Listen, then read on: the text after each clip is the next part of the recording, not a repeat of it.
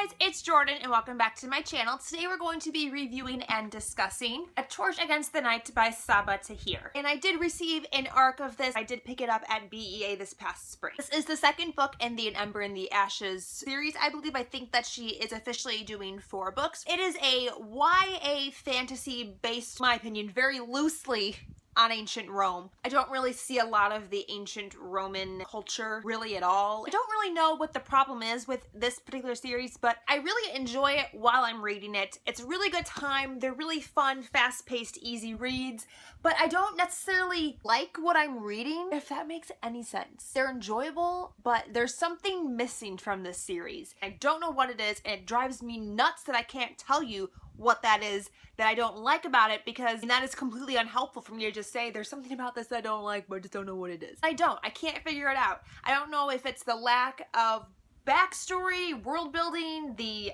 abundance of unanswered questions that I have, abundance of unfinished storylines. Like, I get that's only the second book and that there's 2 more coming and that things might unfold more in those books, but I'm just really uncertain what about this book I don't like, which ended up making it really hard for me to rate this because I didn't really know where it fell. Like, I really enjoyed it while I was reading it and I was really captivated and it held my attention really well, but I felt like nothing actually happened in this book. I felt like we spent so much of the book doing nothing, learning nothing, having nothing revealed to us, and then a ton of stuff happened in the last quarter of the book that I really enjoyed. Then still, all these questions that I have from the first book haven't been answered. I will link my book talk for the first on the screen if you want to check it out. I go very in-depth into literally every question I've ever had about this book. I rewatched it before filming this video and I don't think a single one of those questions that I had was answered in this book, and that's just kind of frustrating. Also, my copy did not have a map.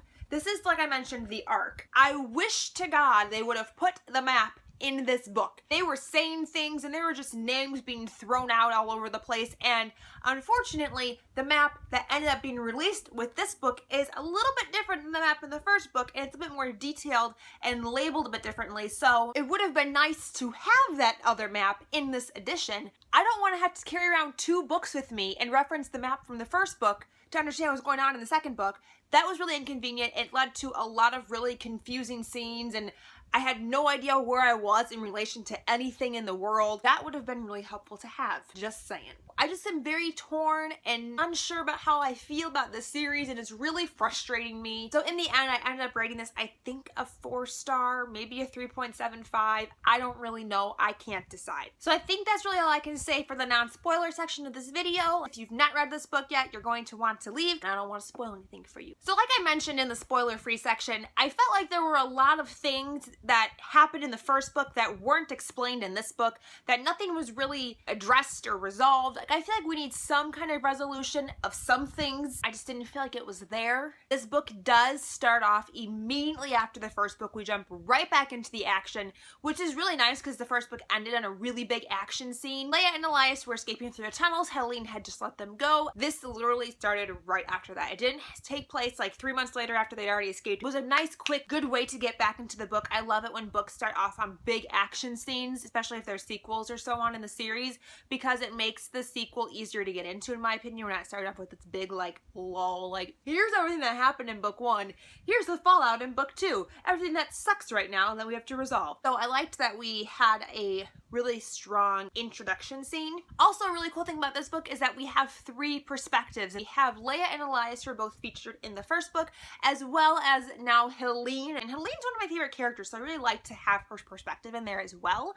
However, Elias is still my favorite, and I still didn't like Leia all that much. I like her more than I did when I first started the first book. Don't know what about her is I don't like. She's kind of naive. It has this really uncanny ability to wield weapons that she's never touched before. Don't worry, if Leia gets into a fight, she can somehow still survive unscathed, especially if she has some dirt around. But Helene was a great addition to the gang, and I really enjoyed having her point of view. I still have a really hard time picturing her though because of her silver face thing. Is it like a silicone layer? I'm still confused. It's just really weird and I can't picture them with silver faces. I don't like it. So a lot of the book, or at least in my opinion, was spent with Elias and Leia traveling across the desert. I don't really think much really happened in way of plot progression or really anything for a lot of the book. It was just watching the characters move across the desert. I'm assuming it's a desert. because I didn't have a map, so I don't really know what they were moving across. With them trying to get to Koth, because remember, the first book ended, we still hadn't rescued Darren, which was the whole point of the book, so we need to get to Koth, and I'm so glad that in this book we actually rescued Darren. If we'd gotten there and he hadn't been there, or if we still hadn't gotten to Koth by the end of this book, I would have been like, seriously? That Tuluman Blades guy, I don't remember what his name was, told Leia that once they rescue Darren to meet him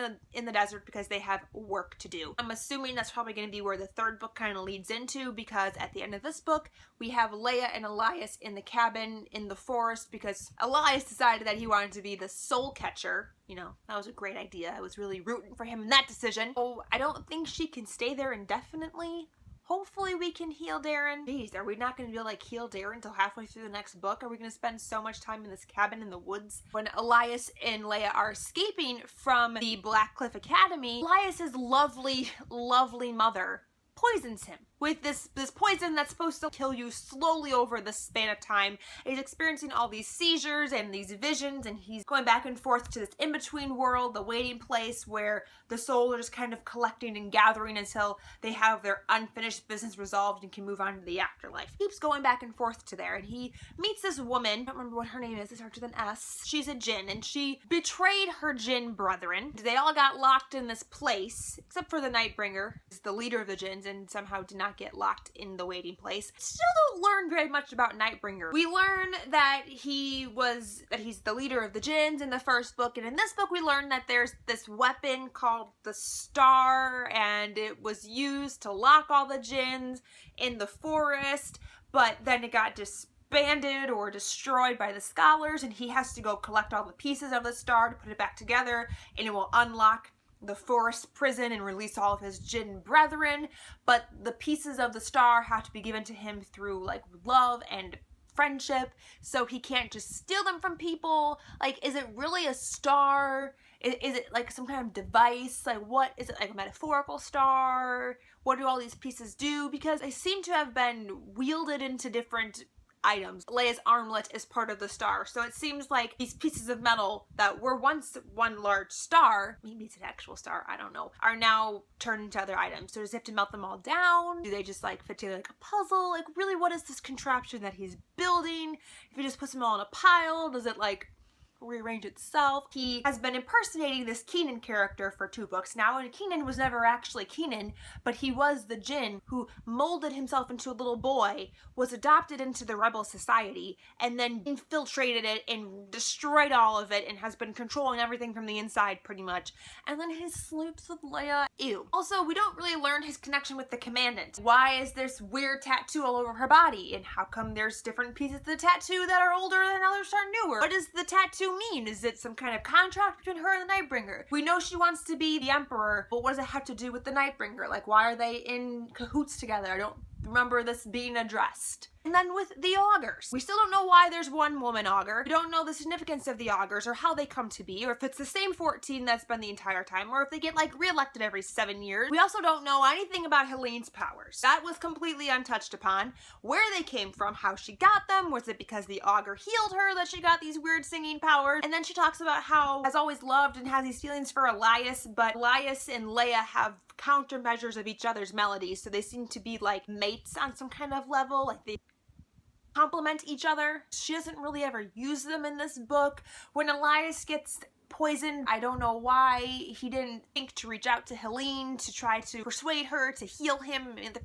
seems like a pretty obvious solution to that problem. You forget that she can heal people. She healed him at one point because she knows his song, his melody, so he was healed by her, so doesn't he know about those? We also learn in this book that Leia has some weird power too. She has the ability to disappear, which took her way too effing long to figure out. At the end of the first incident, I'm like, oh, she can disappear. But by the end of like the 6th incident, she's like, oh, I can disappear. Why did it take you so long to figure that out? Nobody can see you. Everybody kept telling you that they couldn't see you. Do you think that all 6 people were lying to you? It was dragged out. I felt like we could have addressed the fact that she was turning invisible sooner and then maybe got some movement towards why she was able to do that exactly. At first I thought it was some kind of connection to her armband, but then she gave the armlet to Keenan and she was still able to use her powers, so it's something else. It does have certain powers, but they're not connected to Leia's ability to disappear. Tahir. Powers have to do with the wearer's ability to elude harm. If you ever come in contact